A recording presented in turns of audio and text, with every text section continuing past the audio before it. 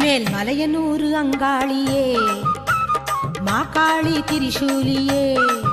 மேல் மலையனூறு அங்காளியே மாகாளி திரிசூலியே குறி சொல்ல வந்து